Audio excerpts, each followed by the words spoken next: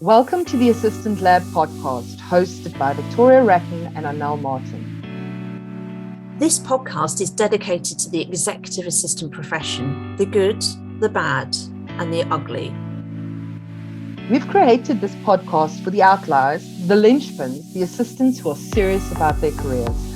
This is a podcast for those who are preparing for the future today.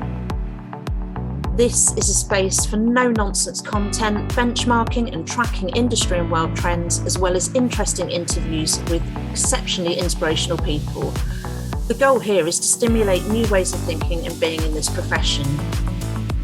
So, on with the show. Welcome to this special episode of the Assistant Lab and a very happy new year to everyone.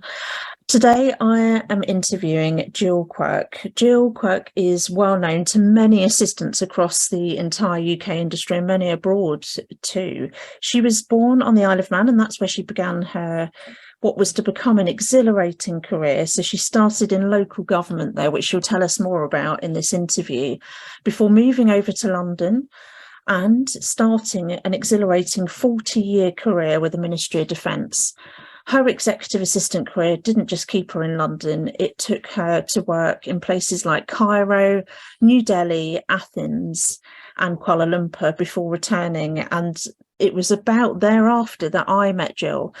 Gill is probably one of a few civil servants who are executive assistants who has actually been an active networker over the years, and we got to learn more about her work at the Ministry of Defence, how she carried herself as an executive assistant, and also how she started planning for retirement, because yes, Gill finally retired last year and is now charting a different life. So I really took her right back to the beginning, to the Isle of Man, and what happened with all her travels around the world to planning for that crucial retirement.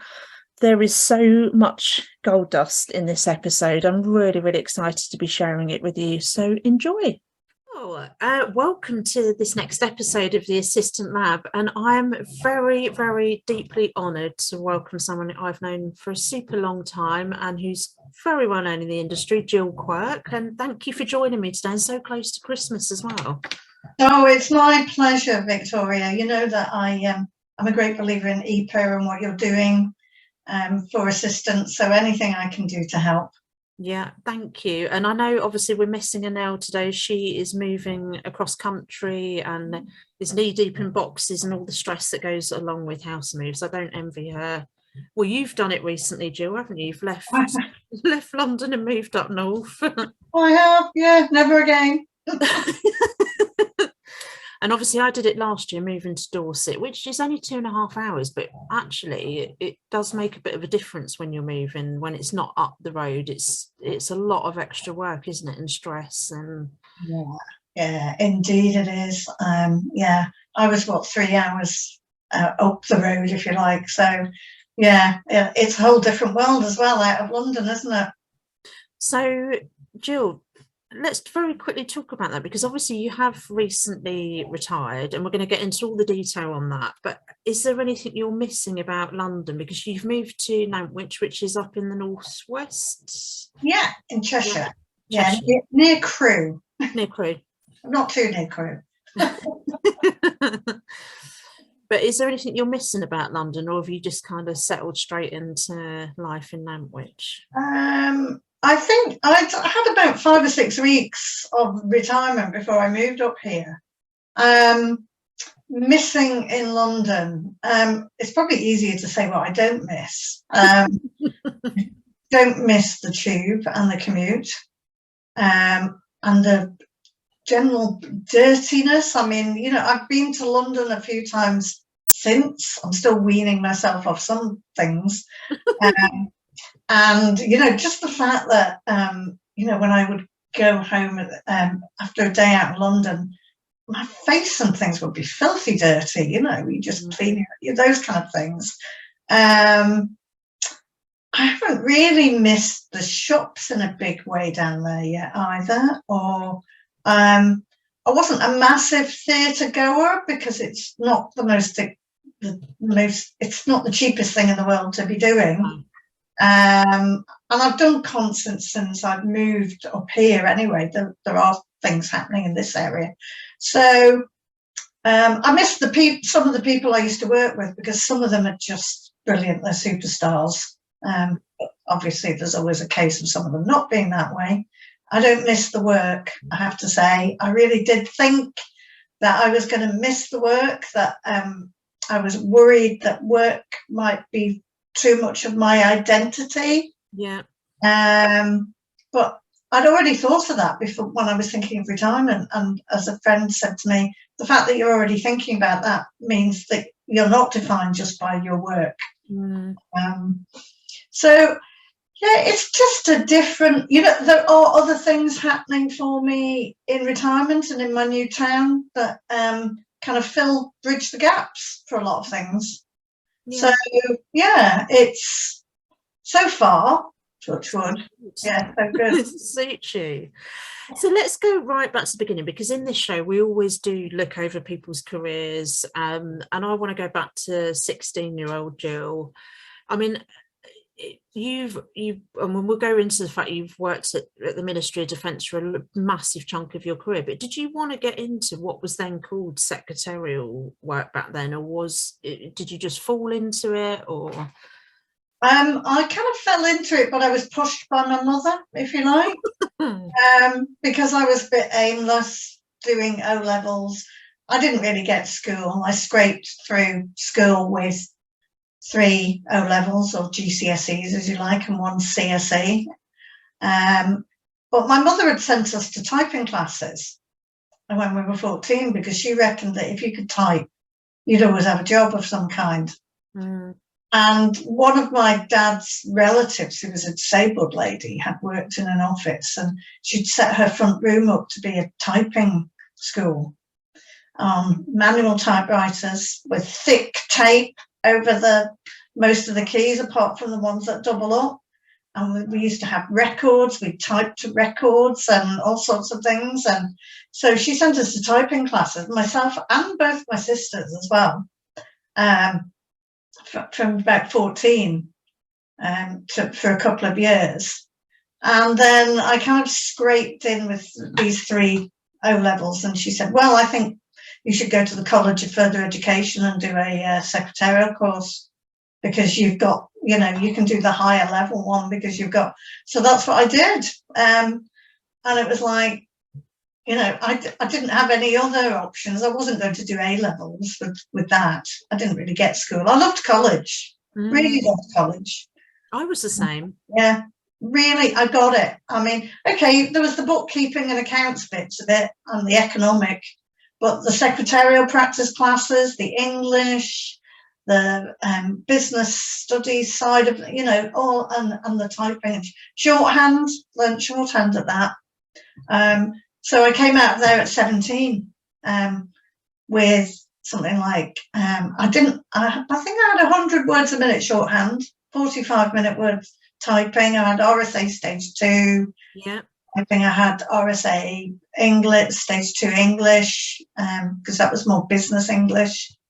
I got my first job as an office junior, and also that happened through the college, because in a small place like the Isle of Man, where I grew up, you found that businesses actually would go to the college towards the end of that year of education for you, and sort of say, oh, who have you got that might be interested in coming to work for us? And myself and 3 others went off for an interview as office junior to this first job, and I was the one who got it.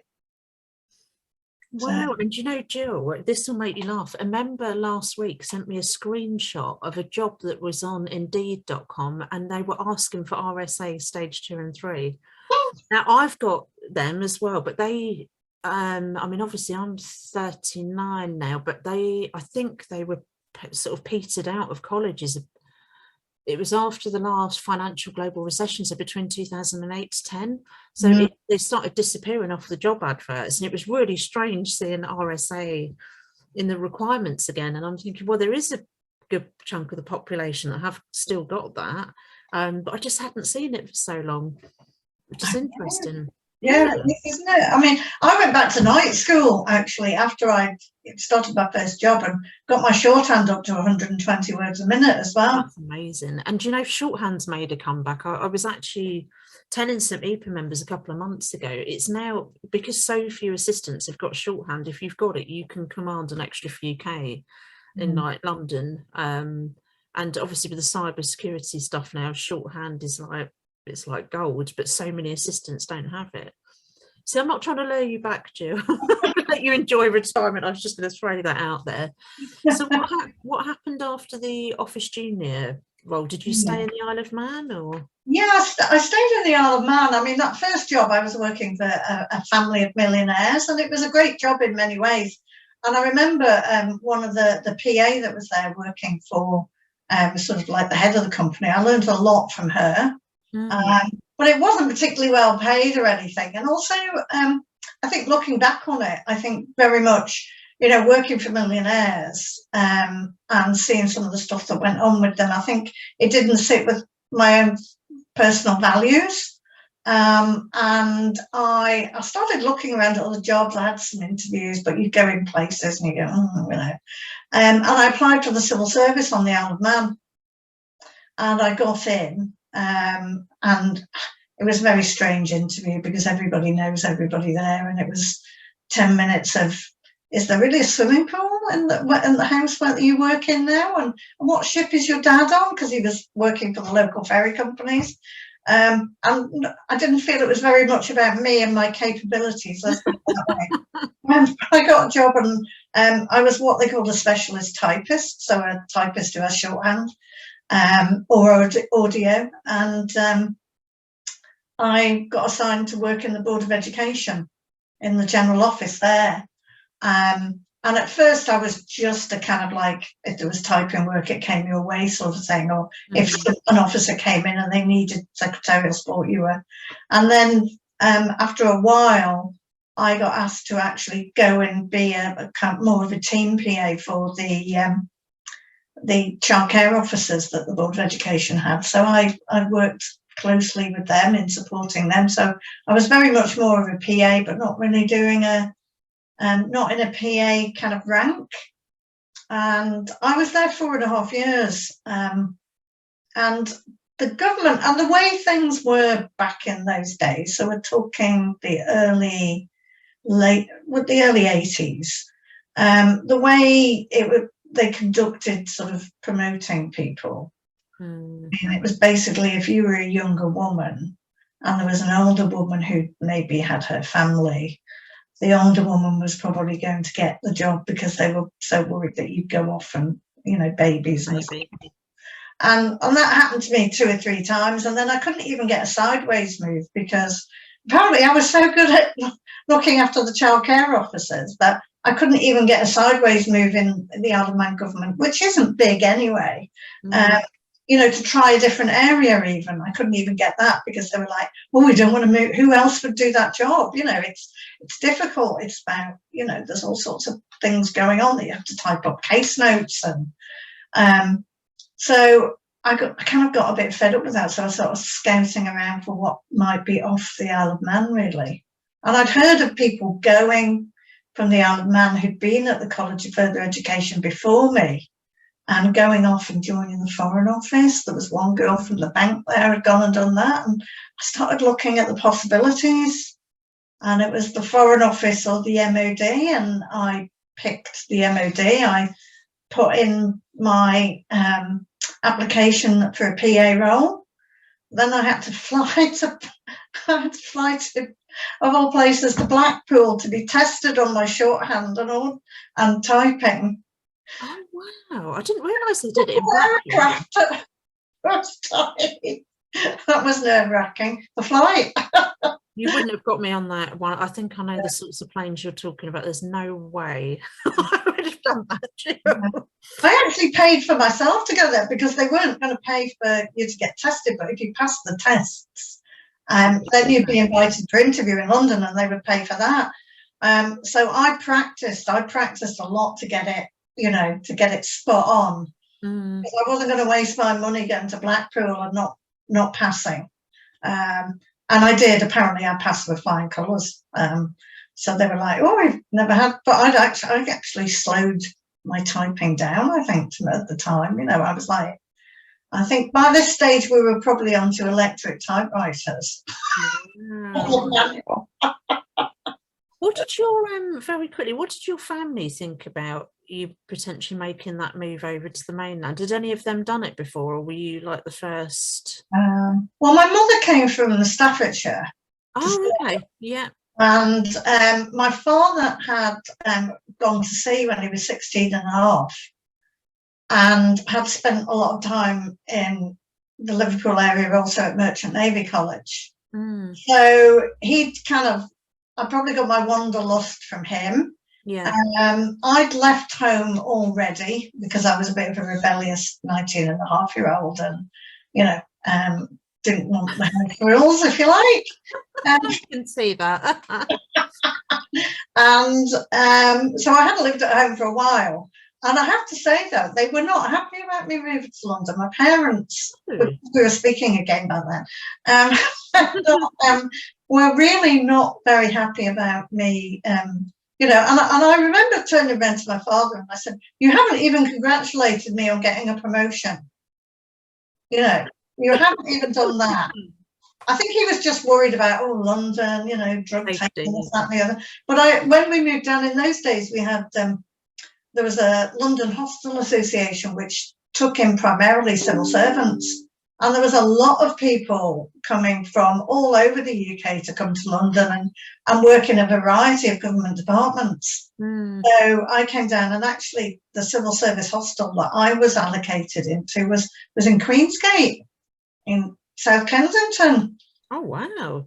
And you paid, it was a bit basic, but you had companionship that were all in the same boat. And the one I was in, you'd have breakfast and they did an evening meal. Not that the food was brilliant, but, it was okay. And of course, we didn't have an awful lot of money because we were junior civil servants, but we did have a fun time. Got out and enjoying life in London here and there, So, I didn't. There were times when you sort of thought, "Oh, have I done the right thing?"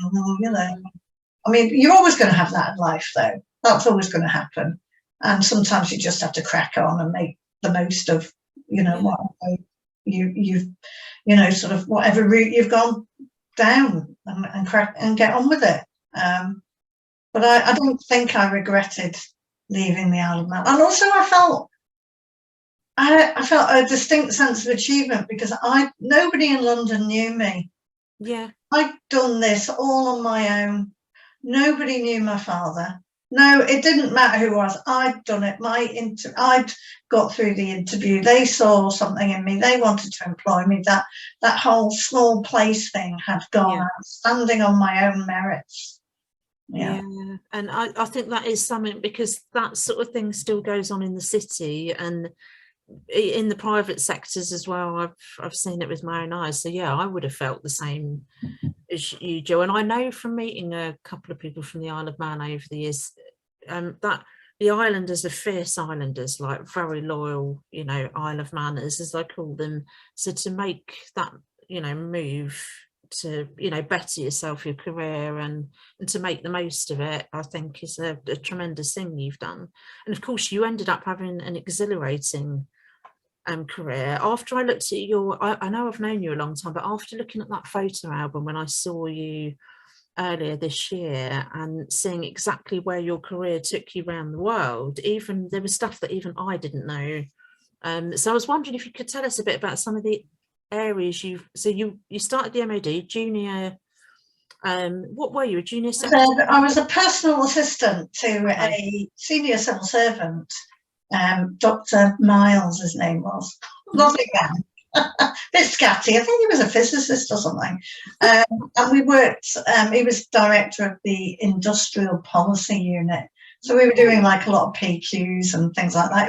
It was a bit dry, but to be honest, me and the PA that I shared an office with, because we had a director either side, we were probably just too busy enjoying London, and having a fun time and hanging out in the MOD canteen with other young civil servants, just, so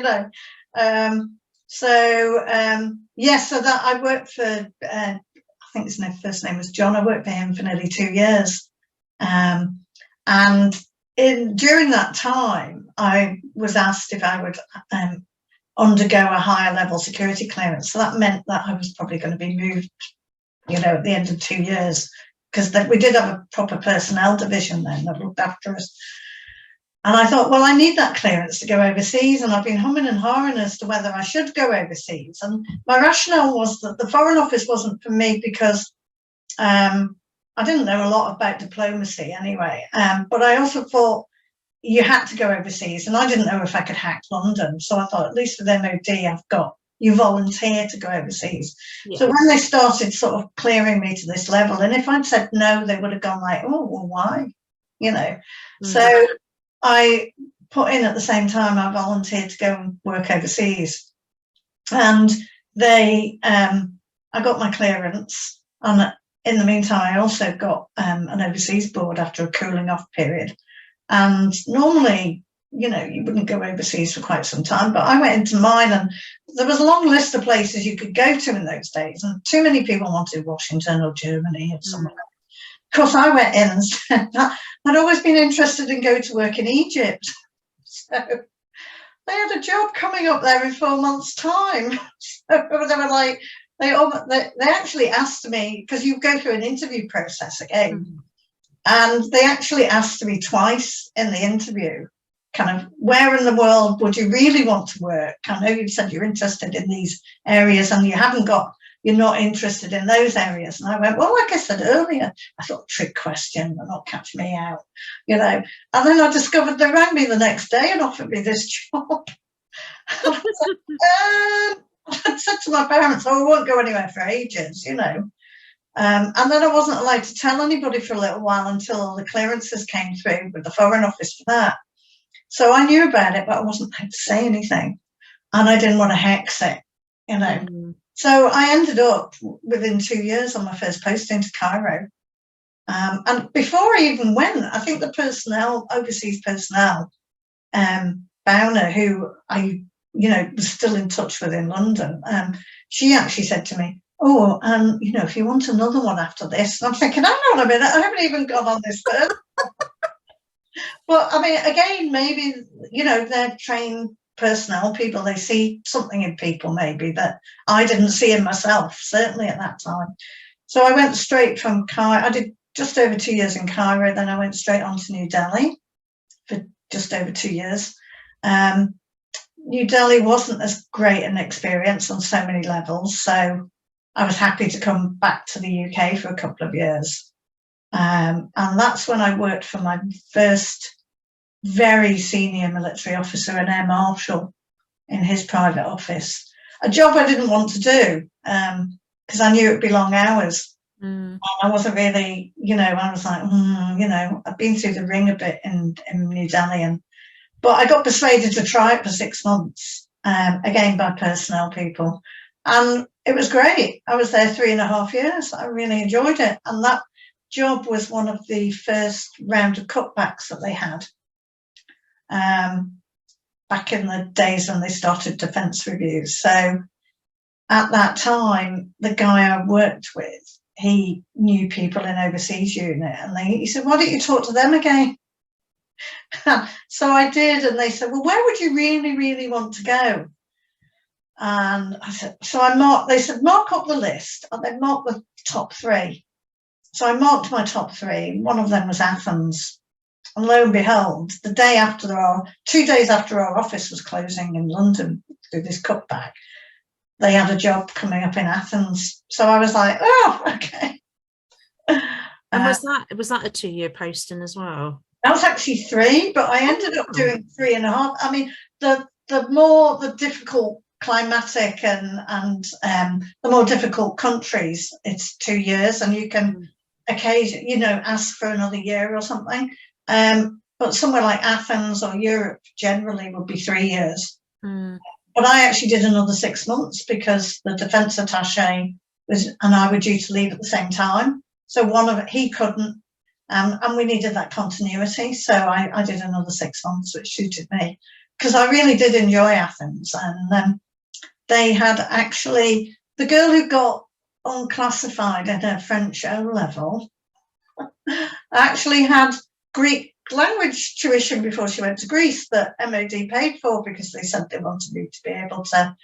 I just thought, this is not going to go well. The whole new alphabet. I was having one-to-one lessons. Oh my God, they were so intense. But actually, it paid off. I knuckled down and I found, that kind of, oh, I can't do this. Oh, it's too difficult. I was useless when I was at school. And I just got over that hump, and I just thought, no, come on, you can do this. And you've had 2 postings, and you realise actually some language abilities opens more doors and other things for you. So, let's give it a go. If they're willing to pay, the least you can do. There was no exam or anything.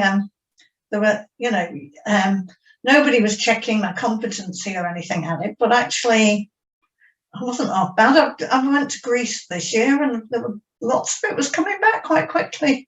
Oh, wow. Oh, I just think it's such an amazing thing if you can at least attempt to speak another language, because we're not brilliant at it over here, are we? I mean, even though they do teach languages at school, I mean, we were taught French and German, but the minute you come out of school, and if you run into any French or German people, they want to practice English on you. That's what I found. So I didn't retain much of it, which is a real shame. But so you can still remember bits of Greek then. Yeah, I can get by.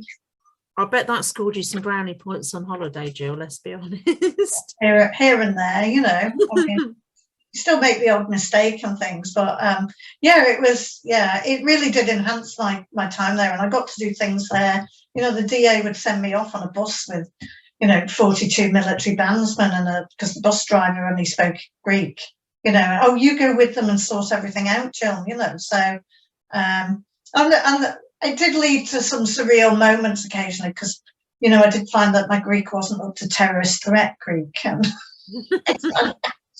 you're very good at do you speak English? And then they're like, oh no, they don't. Okay, so you need to go into this cafe and find somebody. Because there's a level. I mean, I could get by with meals, asking them. I did ship visits, and I could normally, if the Navy ship asked me to ring the harbour master for them, I'd say, right, what do we need to know?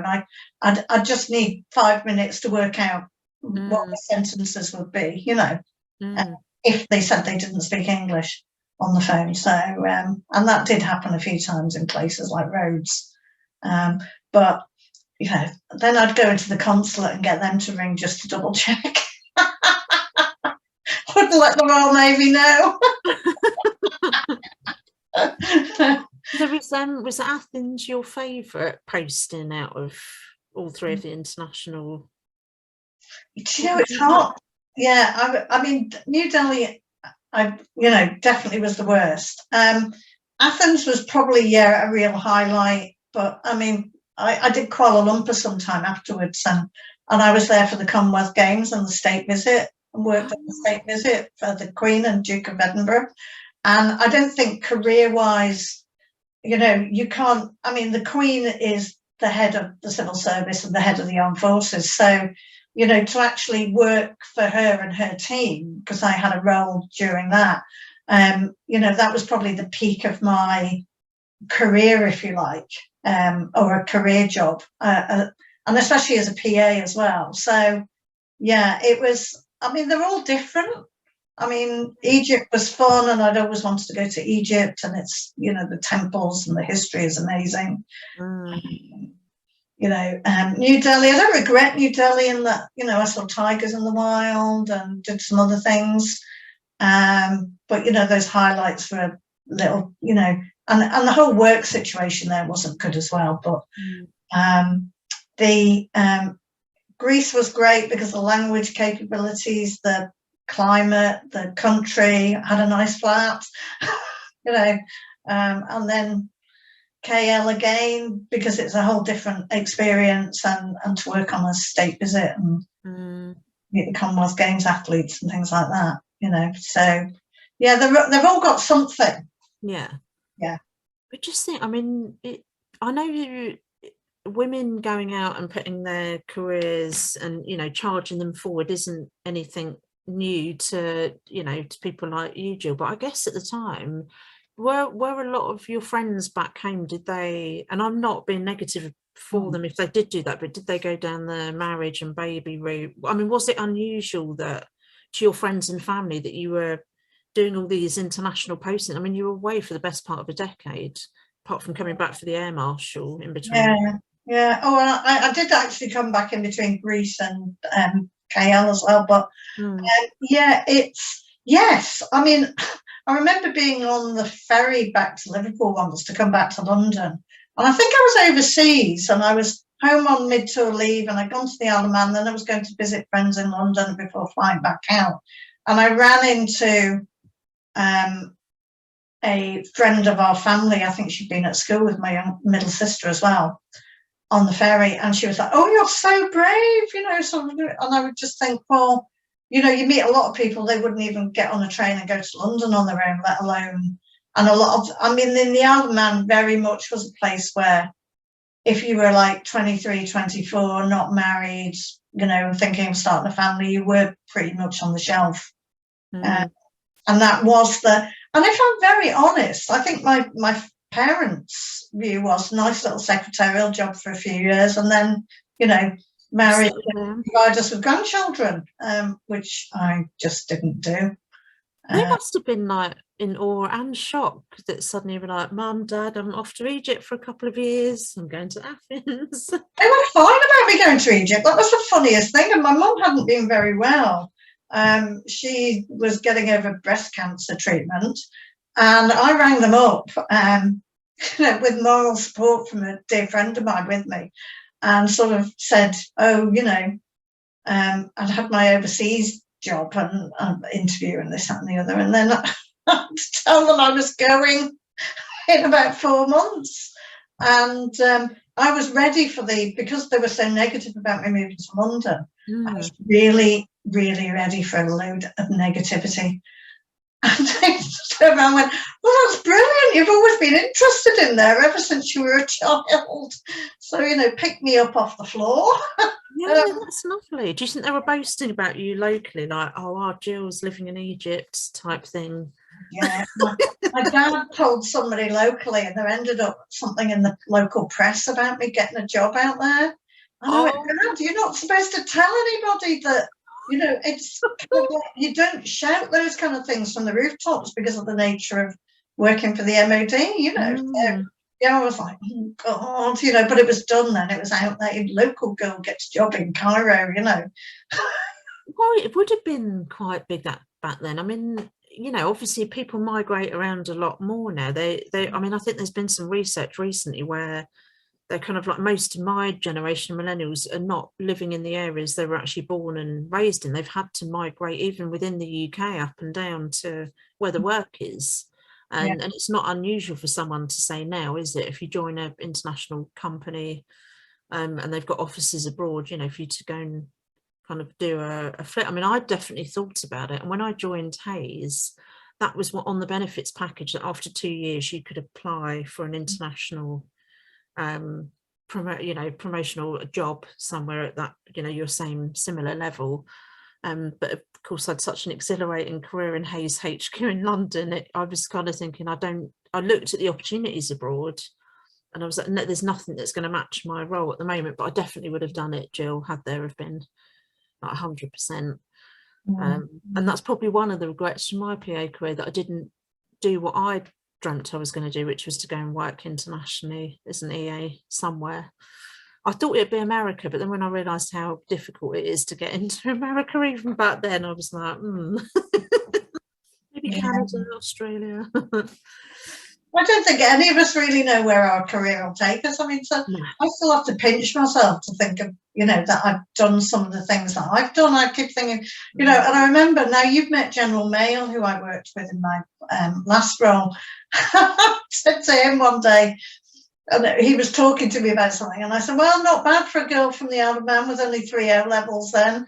And he turned around and said, "Jill, what that says to me, it says about, what's it, something he said about speaks more of laziness than lack of aptitude where you're concerned. There's a backhanded compliment. Oh, I did love General Mail. Are you two still in touch now? Yes, we are. I thought you would be. Yeah. Because he spoke at the PA event, didn't he? That night, and he said speaking to a group of assistants was more frightening than the Taliban, joking to us. And I've never forgotten him since then, and the little chats we had that evening. But what happened after Athens? Was that then, and Kuala Lumpur? You've done the Commonwealth Games. Yeah. I came back, worked in the MOD for the finance director for a couple of years, but there were no promotions going on. So I went out to Kuala Lumpur, and it was a 2-year posting with the option of a third. The first year was pretty busy with the Commonwealth Games, state visit, all of that malarkey. And then I was planning on asking for a third year out there, but then they dangled a promotion under my nose. Well, I still had to sit a promotion board. And there were various things that were happening in London with a job was coming up in the finance area that I'd worked there before, and I'd had a chat with this guy, and he was like, he was happy to take a temp and leave it open until I came back. And then my mother wasn't very well as well, so I just thought, you know what, I've had 2 great years. Let's not lose it. And being that far away, even though we'd started to be able to have internet, being that far away when somebody was that unwell was just not really healthy, you know, mentally either, really.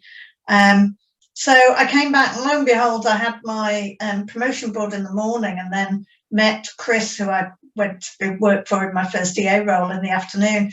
And he basically told me that, well, if they haven't promoted you this morning, they'll have to talk to me about it. And seeing as I'm in charge of personnel, then, you know, so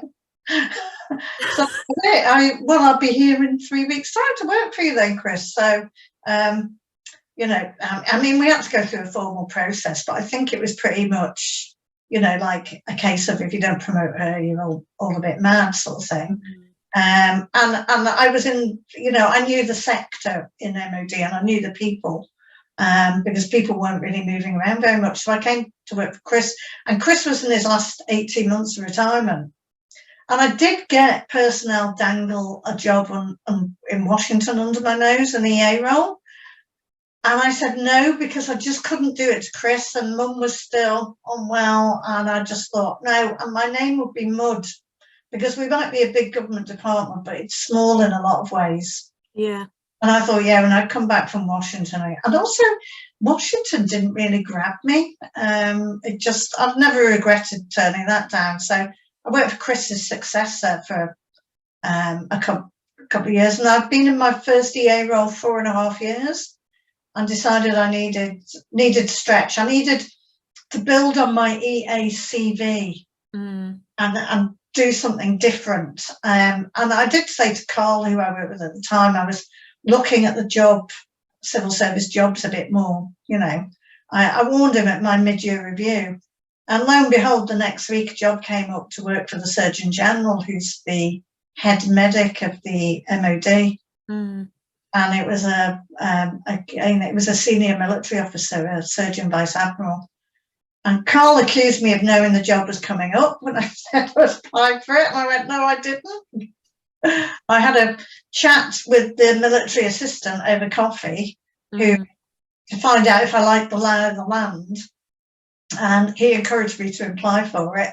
So I applied for it, interviewed, and got it.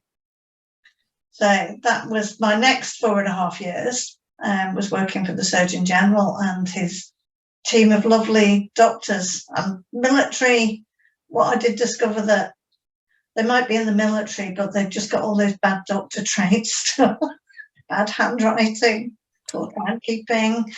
Yep, the old assumptions still ring true. Do you get any, like, because you travelled every few years, and I know obviously your mum was not well and it just suited you being back, but was there any point you did get sort of itchy feet? And I mean, you don't regret turning down Washington, but then Mm. often you meet people who've sort of travelled with their work, and then they come back to the UK, and the first year it's like, oh, it's a bit of a relief actually back seeing friends and family and back amongst, you know, the culture I know. But then like a year later, I mean, this happened to one of my friends. She's like, I'm sorry, Vic, I'm going again. Because she just kind of got itchy feet. I think she was just one of those people who was destined to travel through life. Yeah, I think I might have if I'd been younger by that Mm. stage. But I bought a flat when I came back from Greece. I bought this flat. Wasn't really thinking about going to Malaysia until personnel had rung me up to see if I might go to Paris or Bonn, and I said, and learn a language again. And I said, no, getting off Eurostar's not my idea of posting. And then stupidly said, what else have you got coming up? I went, oh my God, I wasn't even thinking about it. I'd bought the flat, I'd lived in it nearly 2 years. And so I rented out my flat. And I think when I went on my first overseas job, I went with a couple of massive suitcases and 6 big boxes. By the time I came back from Malaysia, I had like 44 boxes. And my car came back with me as well. So, and also I was then in my 40s. And to be honest, it gets more difficult the older you get. And I was getting a bit tired of the whole routine of making new friends, proving myself as a colleague, Yeah. you know, to all my colleagues in the embassy, and there's a variety of colleagues and various different, and that was just all getting a bit kind of tiring. And also because I was now an EA, there were fewer jobs overseas, and I did get something dangled in front under my nose years later in Brussels, but I was kind of like, you know, I was still.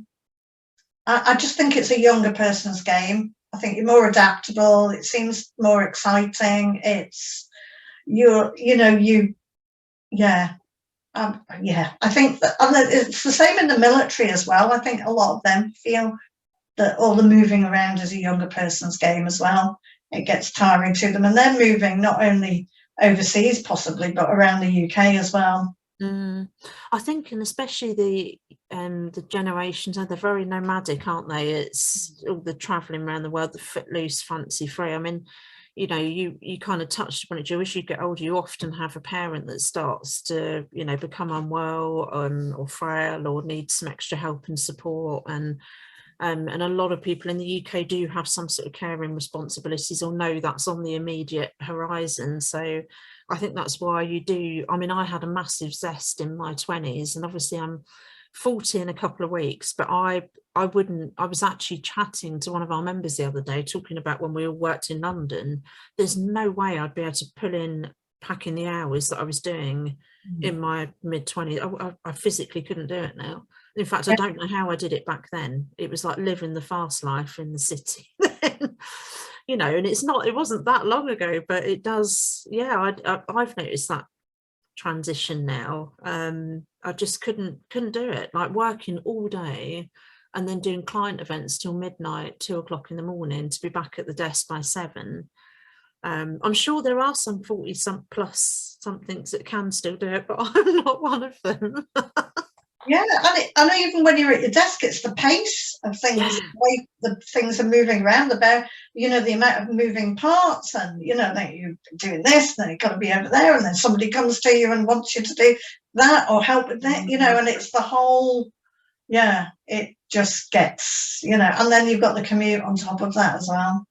Now, I was trying to remember when I met you, but I do remember there being something about your 50th.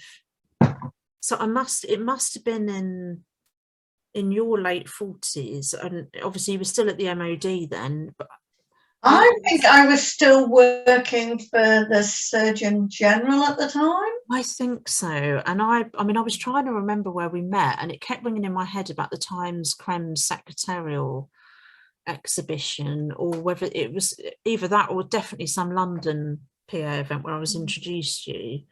But I remember being absolutely fascinated by it, because you had like all these stories and were really inspirational about how you dealt with all these characters through your career as well, and the different, you know, changes in boss, which not every EA adapts to quite easily. I mean, obviously you have recently retired and you completed 39 years at the MOD. I mean, that is absolutely incredible. Less than murder. 39 years. But I had a variety of jobs in that time, and I got a new boss generally every 2 to 3 years. So, and when I was working alongside a military assistant, one of them would be every 2 years. So it was kept fresh, you know, and I kept, you know, learning from those experiences and also learning from, you know, some of the military personnel I've worked with, because some of them have been, you know, some of the MAs I've worked with have been totally inspirational and great supportive colleagues as well. You know, and that everybody you come across, I think, in the workplace, colours is a learning experience for you in some shape or form, I think. There is, and I'm, for any civil servants who are listening to this, please just take this how it actually is. But when I first came out PA networking, and it has been nearly 20 years, I was like 20 years old, I went to my first PA networking event, and we never used to see that many assistants from the civil service coming out networking. You'd meet PAs from the NHS, you'd meet PAs from corporates and the media industry, insurance, you know, banks. And like there was literally you and probably a handful, if that, at any sort of major event in London. What made you come out networking to network with PAs that were outside of the civil service? Well, I think, first of all, when I worked for the Surgeon General, we had a lot of disparate PAs who worked in the medical defence units around the UK.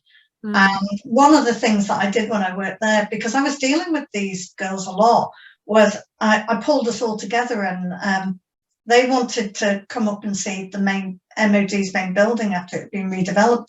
So I organised a PA day up there, and it included some learning and development, and then coming along to our what we call our quarterly briefing. They were allowed to come along and listen in on that, and we had like the defence chief of defence staff, health, and the Surgeon General speaking at that.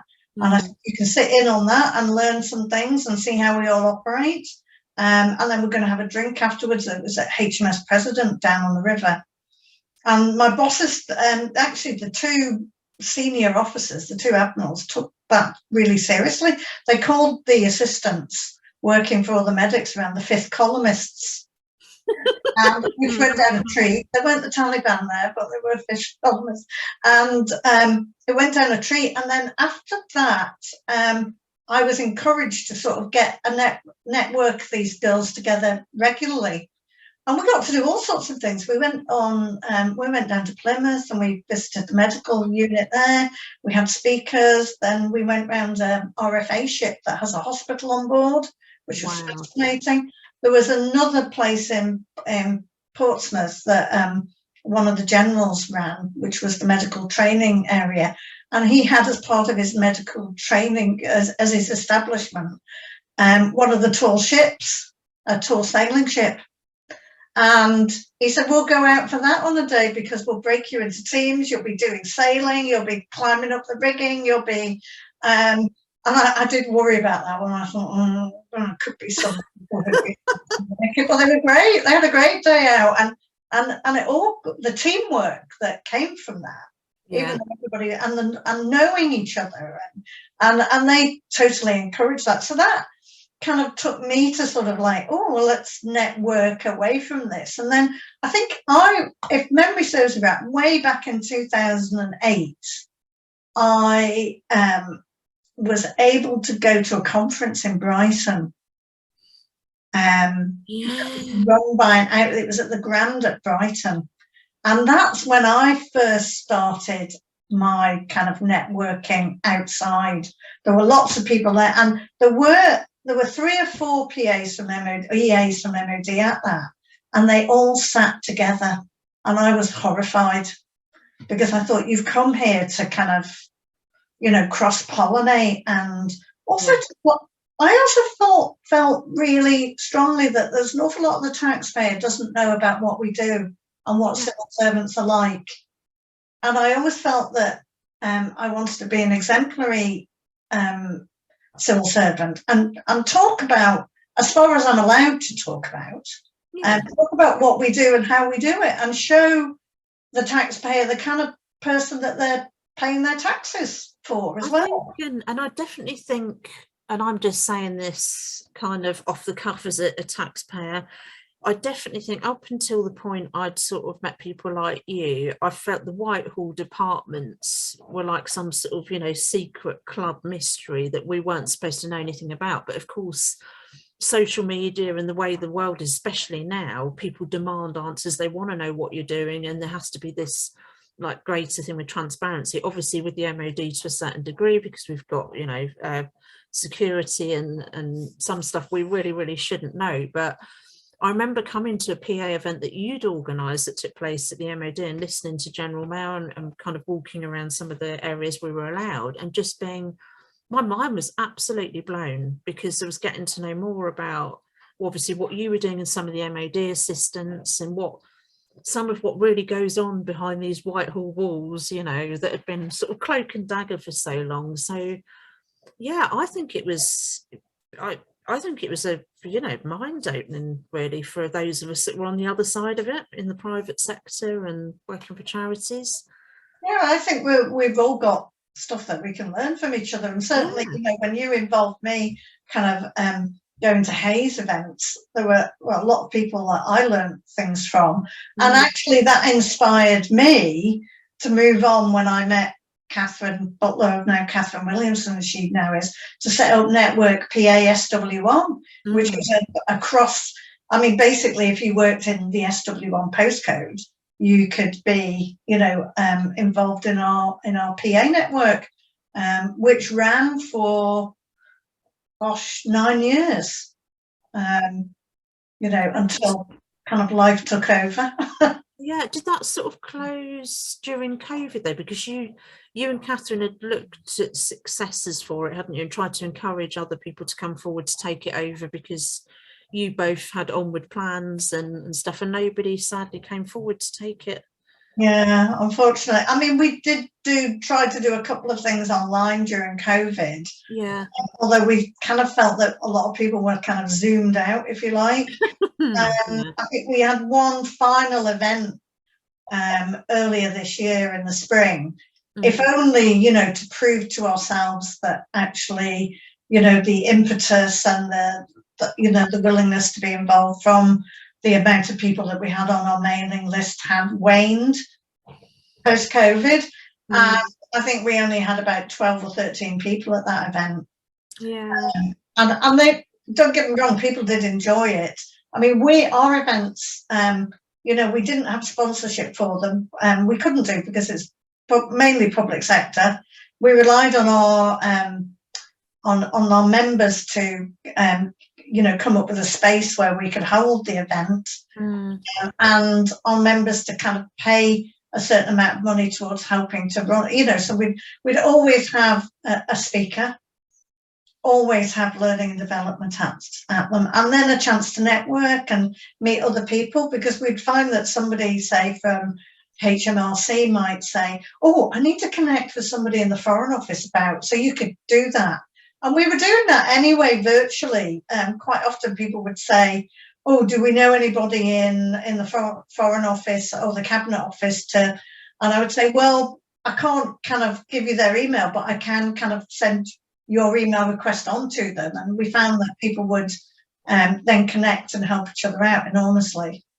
And it was great. I think it served a really great purpose, and it proved to a lot of people that from networking and having that community, which EPAA also gives, obviously, you can move mountains, and you can, I mean, we run the world in so many ways.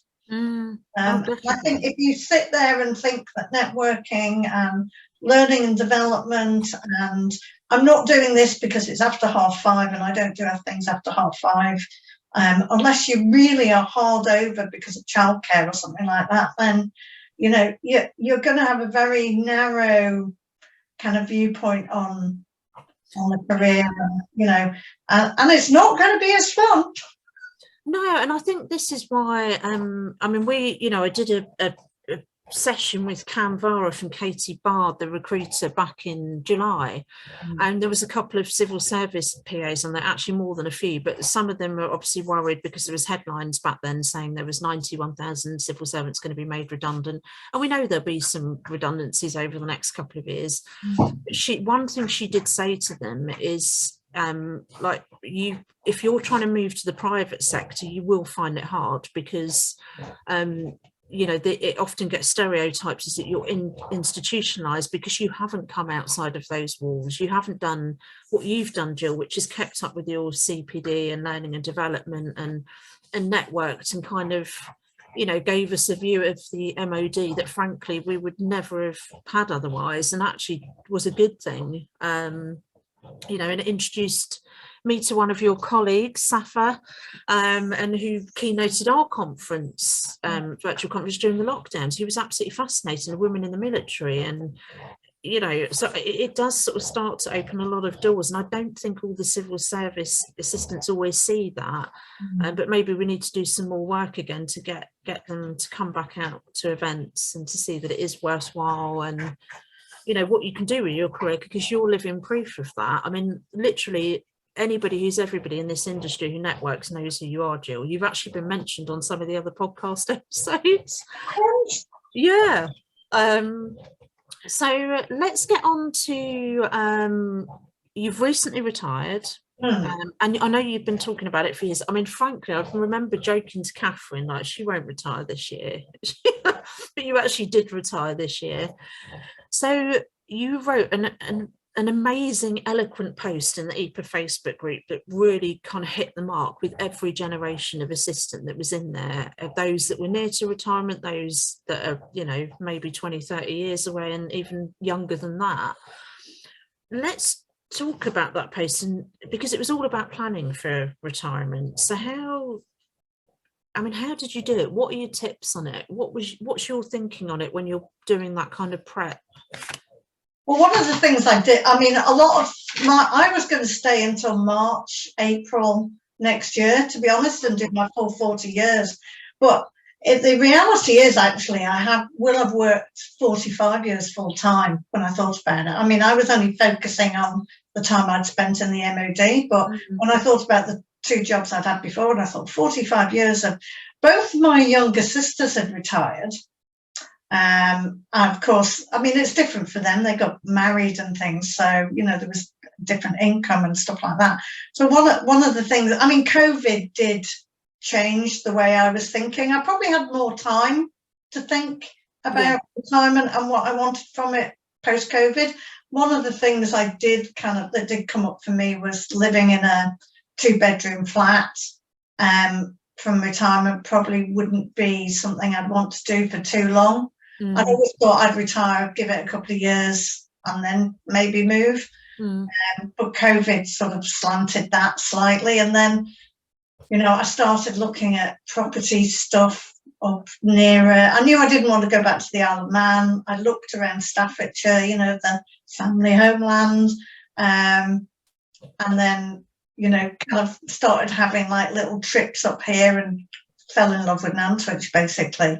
So I went home and I started doing sums. I kept spreadsheets, how much money I was spending. That was slightly, I mean, I'd always I'd looked at redundancy years ago when MOD was offering redundancies, although they call it early release, like they're doing you a favour, but you're doing them a favour, really. But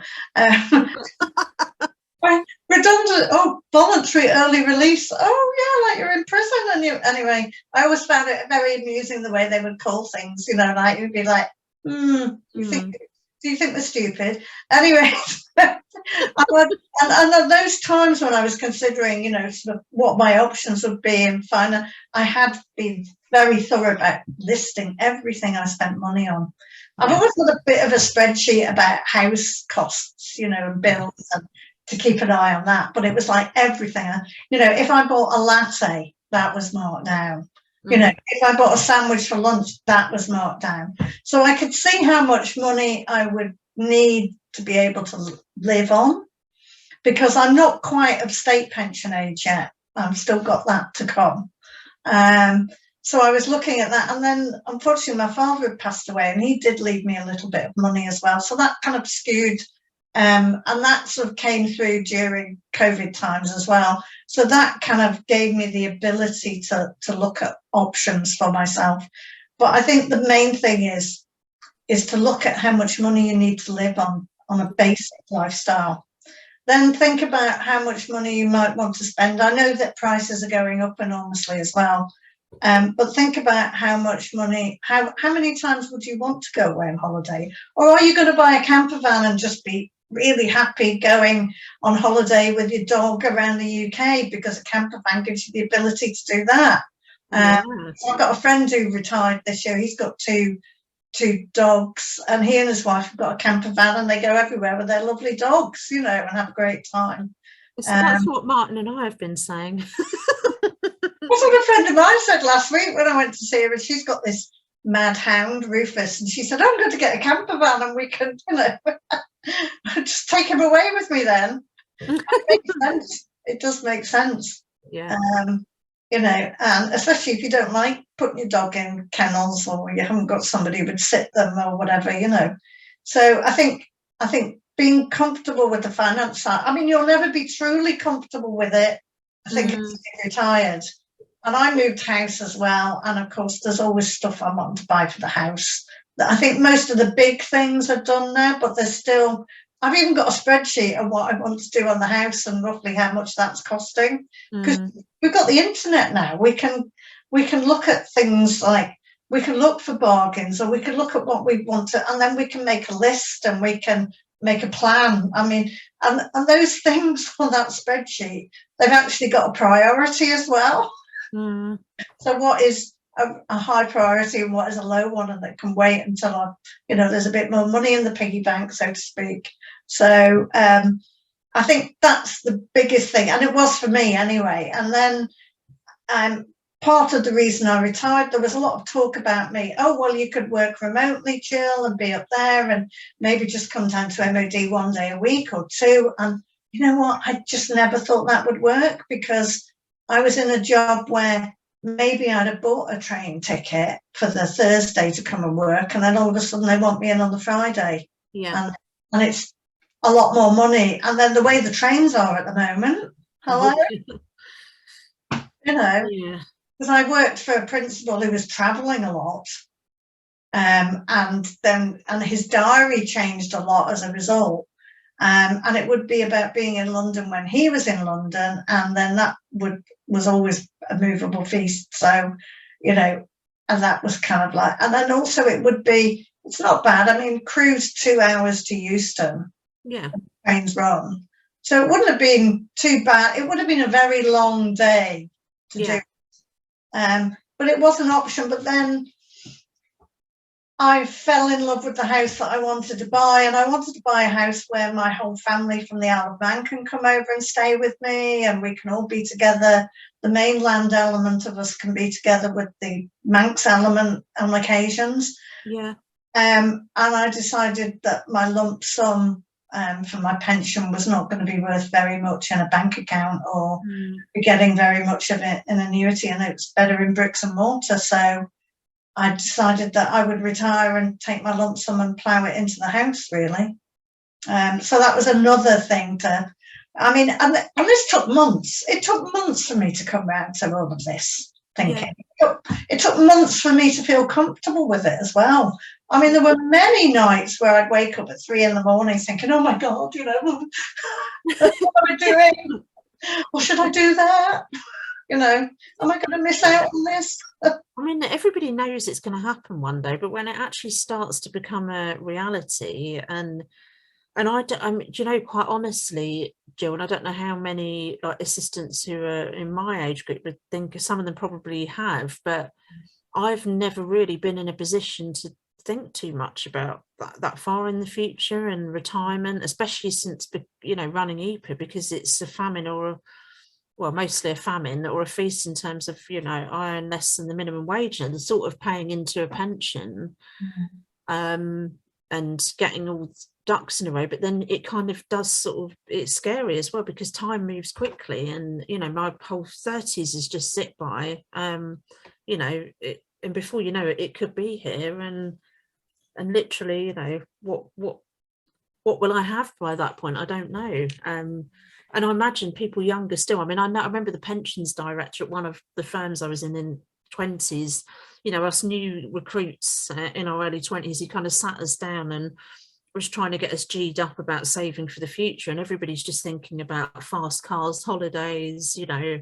I mean, I had a mortgage by then, which was quite unusual for someone of my age back then, but we all had other priorities. But was it something that was always at the back of your mind that you were planning for? Well, no, I think it was very much like you know, until my 40s and maybe 45. And then, you know, there was a time in MOD, and I actually, at one stage, got headhunted. There was a friend of mine worked in recruitment, and she said, I've got this job and it's got you written all over it. You know, there's this sits in the medical area, you've worked in that. And by this stage, I was working for scientists. So I'd moved on. And it's got this, and they want you to do that. And I looked at the job spec and I showed a friend of mine it, and she went, it's got your name all over it. So I went for an interview. I actually did go for an interview with this job, but it was a masterclass on how not to interview people. If you're offering 45k a year plus bonuses, then you have to be as professional as the EA that you want through that door on that kind of pay. And they weren't. And I just had you know, they wanted me to go back for a second interview, and it was a lot more money than I was earning at the time. Mm. My gut feeling was like, no, you know, and I didn't go back for a second interview. And actually, I found out later on that this contact of mine in recruitment had actually sacked these people's clients because they turned out to be quite a nightmare, and they weren't giving feedback, and they were just all over the show when it came to, and she gave them a bit of a bollocking, saying, you're wanting a business EA on that kind of, you're offering that kind of salary, and you're being really unprofessional. And you're not going to get that kind of person, because they're not going to touch you with a barge pole when you behave that way. Yeah. Anyway, she did that. She said, I don't need, my reputation amongst EAs in London is more important than the money I would get from placing somebody there.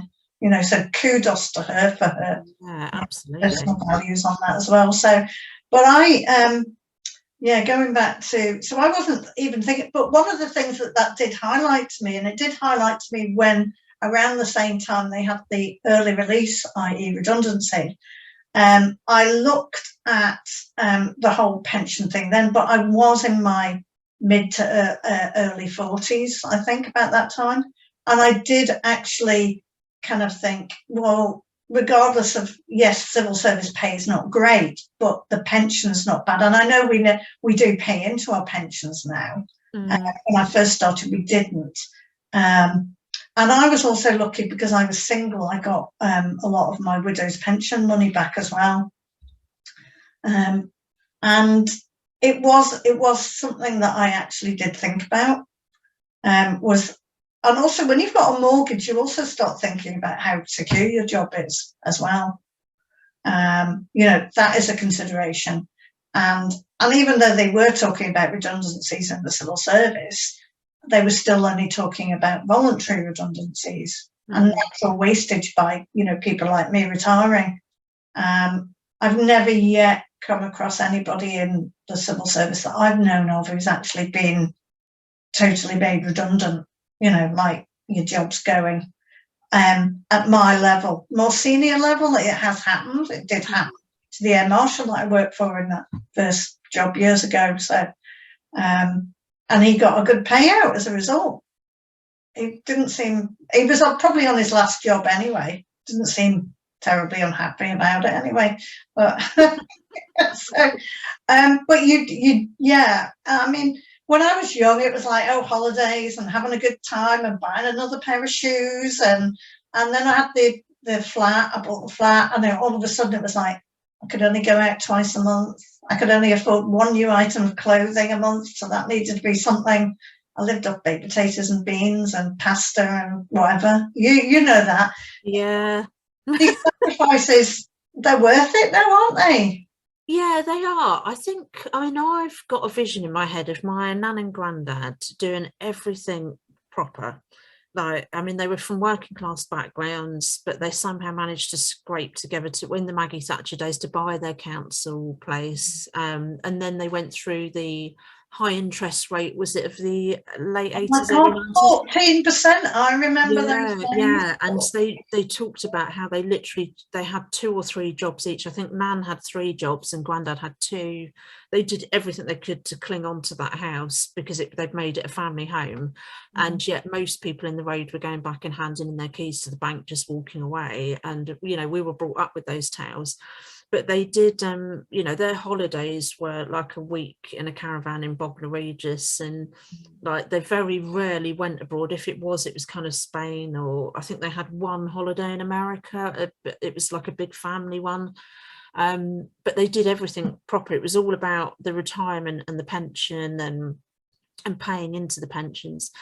And I remember coming home from the city, fast forward all these years later, I came home from the city and I found them sitting, counting out sort of pennies to go and get some bread. And I'm like, but you've sacrificed your whole life. You've worked really, really hard.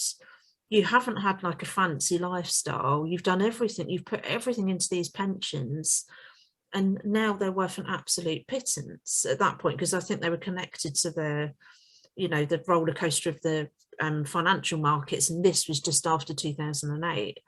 And I remember my granddad sort of broke down to me, and he one evening later on he told me about all these dreams he had. He really wanted to go on a safari to South Africa, and all these things he desperately wanted to do, and it never happened because they always thought about their pension and retirement right the way through their 30s, 40s, 50s, 60s. And I think the lesson there for me was that you've got to try and balance that out with living a little, because you could end up getting to where they were at. And I mean, they did pay off the mortgage on their house, but they didn't get to enjoy that long before Granddad passed away.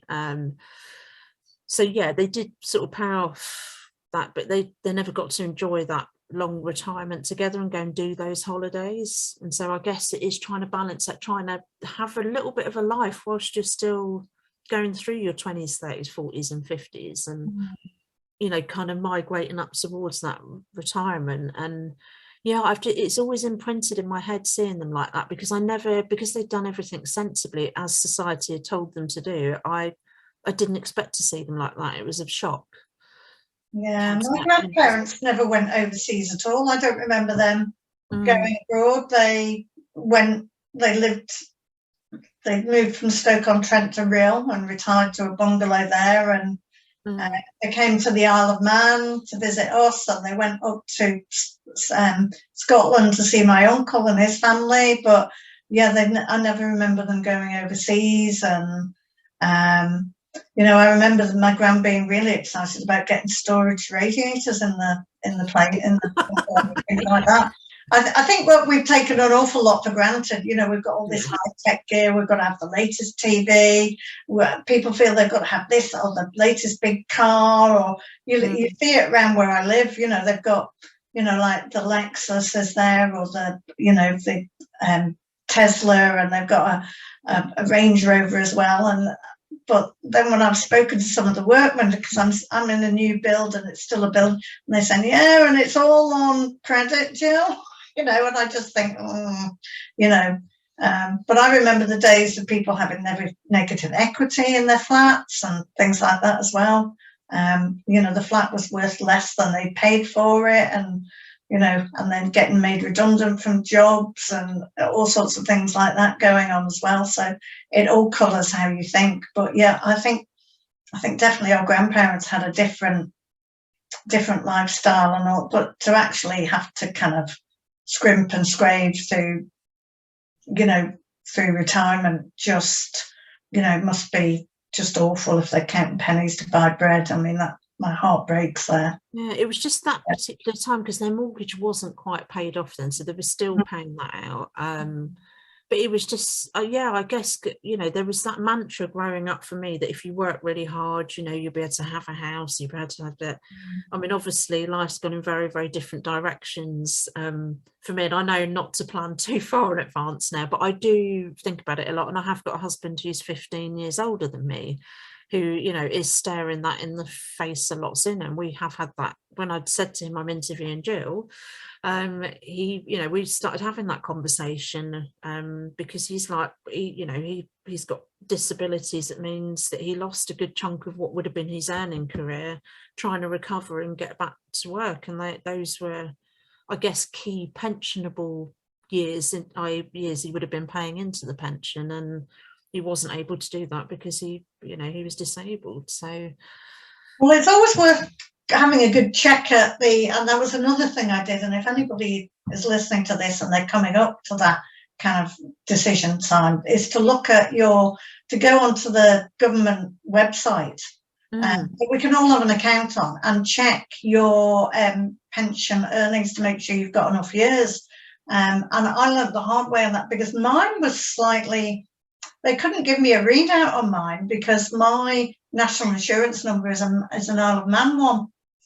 And I discovered I'd have to get a readout from the Isle of Man government, who don't use electronic at all. So I had to print off a form and complete it by hand and post it to them. I mean, yeah, it's the Isle of Man for you. But I had to get a readout from them before I was, sort of like it all went through, and I could look at what, and apparently I'm part of my pension. And I didn't realise that they credited me with, because you could leave school at 15 when I was at school. So they credited me with that extra year at school and the year that I was in College of Further Education. Because when it came in, I thought, well, surely that's wrong. And then I thought, oh, well, actually, they've given me 2 years credit because I was in education. So I will be getting an element of my state pension from the Isle of Man, and then an element from the UK government as well. And once I'd had the readout from the Isle of Man government, I could get the thing from the mainland government as well. That's a really, really good tip, because I bet a lot of people don't actually, or wouldn't think to go and check the government website for that. Yeah. So, I mean, retirement, I think a lot of people think, oh, retirement, we're going to go and prune some rose bushes or something like that. But actually, you've been really super busy, haven't you? Well, I have. I mean, like, one of the nice things about moving to a new build is that, and I moved into a cul-de-sac as well, is that over the course of the summer, I moved in June, and some other people had moved before that, and the developer that I'm with was really good and had a Meet the Neighbours event as well. So over the course of the summer, the houses have filled up and we've all got to know each other, and it's been a very bonding experience altogether. And amazingly, out of the 20 houses in the cul-de-sac, 5 of them have single women in them. Oh, wow. Only 2 of them have got single men. What is it, that Beyonce song where rule the world, women rule the world? How fascinating is that? And most of those single women, apart from Ross on the corner, are not working as well. So we're all kind of retirement age-ish. And so, I go to Pilates with Jane around the corner. I go out walking with Janet from over the road. Yesterday I organised in a kind of cafe type, well, it has a license, so you could call it roughly a restaurant. I organised a little Christmas lunch for some of us. I've got chippy tea with a couple of my neighbours tonight, because I'll go into the Isle of Man tomorrow, so all my food stocks are used up. It's been fine, and I'm nearer my eldest niece, so she comes over with her girls occasionally, or I go over there and help her, because she's got an 8-month-old and a 3-year-old. And I haven't even looked at University of the Third Age stuff yet and stuff like that. And I'm just, enjoying the fact that I don't have to get out of bed most mornings before 9 o'clock. I don't want to. You know, and I can, it's amazing how much you can just do a bit of pottering around. And I think I'm kind of getting into gardening, which is a little worrying. Or I'm trying. Oh, Martin will be impressed, really impressed with that. I won't get too impressed with it, but you know, but I'm also still doing some, you know, secretary. I'm mentoring a really fantastic lady who works at Save the Children Fund, who was introduced to Deborah and EPAA, and Deborah suggested I help mentor her. So we have some great conversations, and hopefully I'm helping. I, you know, get down to London occasionally and catch up with some of my dear friends down there. I'm not going to lose touch with them. Yeah, and I've been to the Isle of Man for some of the summer, I was able to just drop everything and go to Corfu at 3 weeks' notice in October when an opportunity came for that. So that freedom thing is really, but I still, you know, if I've said that I'm going to Pilates and so, I still commit and deliver, as Anel would say. You know, if I say I'm going to be doing something, and the gang, we went out for lunch yesterday, and the gang all said, "Oh, let's do this again." And somebody said in the summer, they went, "Not that far away." So I think we're doing something in February. I think I'll be organising that as well. So I'm still doing spreadsheets. I was going to say, nice to know the locals are putting your EA skills to good use still. I don't think they ever quite leave you, do they? Even when you've come out of... They don't. I have to say that actually being... we sat there yesterday over lunch talking about people's skill sets and what people could do. So Janet and Barbara, who live across the road, they were coding in the 70s, those ladies, and working in IT then. And they did a fair amount of working overseas, so they're great. So what they don't know about IT is not worth knowing. Ronnie next door to me, she said, "Well, I haven't really got anything," and I went, "Hang on a minute, you were a nurse." "Oh yes, well, any sprains and sutures and stuff." That might come in handy in these tough times. Yeah, exactly. I mean, she delivered her last grandchild herself, and her daughter went. She was with her daughter, and her daughter went into very quick labour, and Ronnie ended up kind of delivering the baby. So yeah, wow. So we've all got stuff. I mean, you know, Jane round the corner is she worked in an admin as a receptionist, and she makes the most amazing cakes, I have to say. You know, I'm practicing my baking a bit more as well. Oh, that's good to hear. Well, I think the good thing is, I mean, one of the reasons I picked where I live as well is that I can walk to the local swimming pool and gym, the council run one, and there is an outdoor pool which is just glorious in the summer. And they heat it to 21 degrees, and you could almost be on holiday when you're in that. And I can walk into town to potter around the shops if I'm so interested to doing.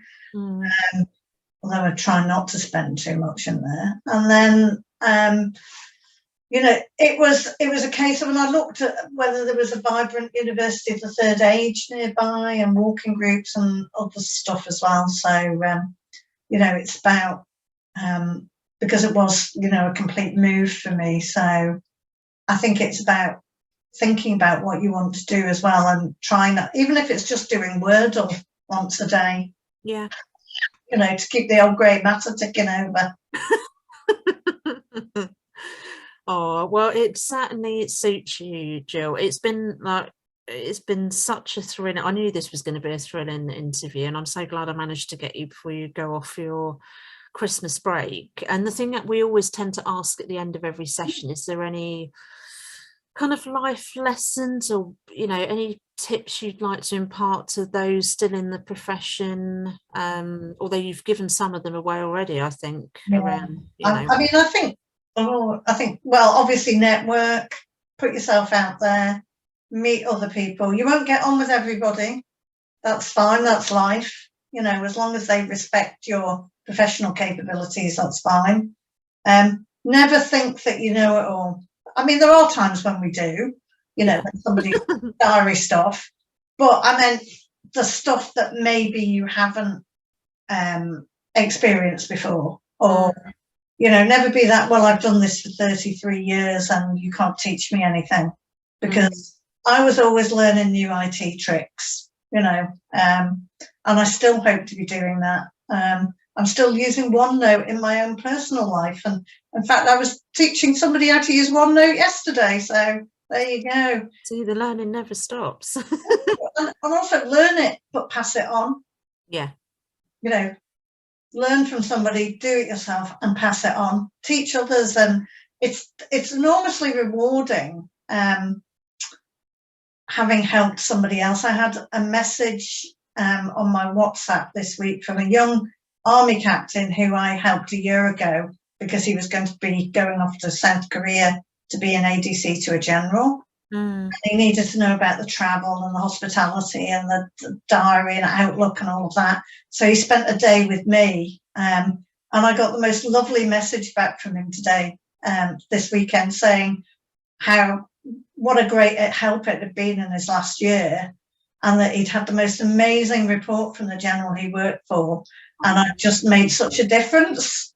And I just thought, that just was, I could keel over tomorrow happy after that one. Oh, that is so lovely, Yeah. Jill, isn't it?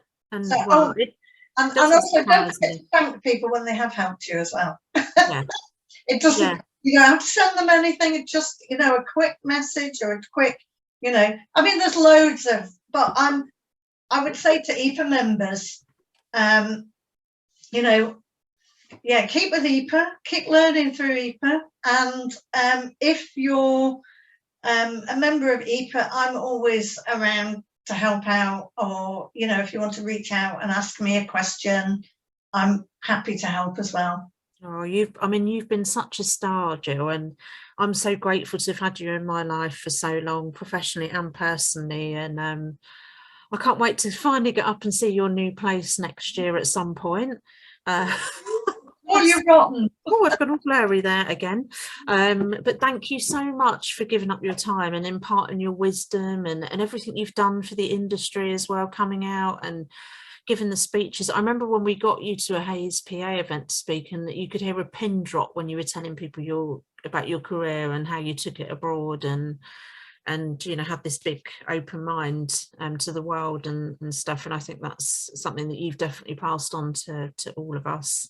But there's going to be a lot of people sitting back listening to this with a cup of coffee, tea, maybe even a glass of wine and a snack, just sitting there thinking, wow, and then thinking maybe about what can I actually do with my career, and where can I still take it, and where do I really want to be. And I think you've just given this profession a massive amount in the UK. We're so lucky to have had you in it for over 40 years. Well, you know what, I count myself lucky to have fallen into this profession, and hard work has made it what it was for me in a lot of ways. Hard work and a bit of luck, a bit of not overthinking things, feeling that fear and doing it anyway, or doing it and then worrying about it later. I like that. Like you did with EPA. I mean, I'm in awe of you, Vic, for what you've done for everybody as well. I mean, you took the leap to set up EPA, and I would never have been brave enough to have done that. I just wouldn't. Yeah, I think definitely the last couple of years, it's been heartbreakingly hard, and it doesn't matter how many PAs you tell that, they still don't seem to compute how literally painful it's been running a small business through COVID and having to do so much with so little funds. But then, one of my family members said to me, if you can get EPA through this and the recession that comes after it, then you really will, be in a very, very strong and resilient place. And now for us, it's just getting through this recession and going back to a charging model after running it almost free of charge for the last couple of years, funded by Martin and me, but obviously we've got to go back to being a proper association now. We can't do that on pennies and peanuts. So I'm actually looking forward to next year, because then I'll be able to run it as I was trying to run it before COVID came along. But I think, like you said, Jill, COVID's given us all time to have a really good think about things and life, no matter what age you are, and you know, just where do we actually want our lives to go? And you know, we've lost sort of 2 years almost being locked up, and people seem to have a real zest, don't they, whatever age they are, just to kind of get out there and grab life by the balls, so to speak, as they say, the old saying. But it is, you can feel it in the air with everybody you're talking to. Like, everybody's just playing this sort of catch up, aren't they, and wanting more, not so much materialistic stuff, but more experiences in life, and like ticking some of that wish list that everybody's got in the back of their minds. So yeah, I'm really looking forward to next year. Just really looking forward to it. So thank you very much, Jill. You're more than welcome. And like I said, if anybody's got any questions or wants to reach out on, I might be a bit intermittent over the next couple of weeks because I'll be in the Isle of Man. But you know, in the new year I'll be back, and if anybody wants to chat, or you know, pick my brains on it, whatever's left of them, feel free. Wow, thank you. All right, well, bye, Vic. You take care. Have a great Christmas. Thank you for joining this episode of the Assistant Lab. If you enjoyed this content, you know what you need to do. Feel free to share it and help us grow our subscriber base. Join us again next time, and until then, keep experimenting, innovating, and improving your skill set.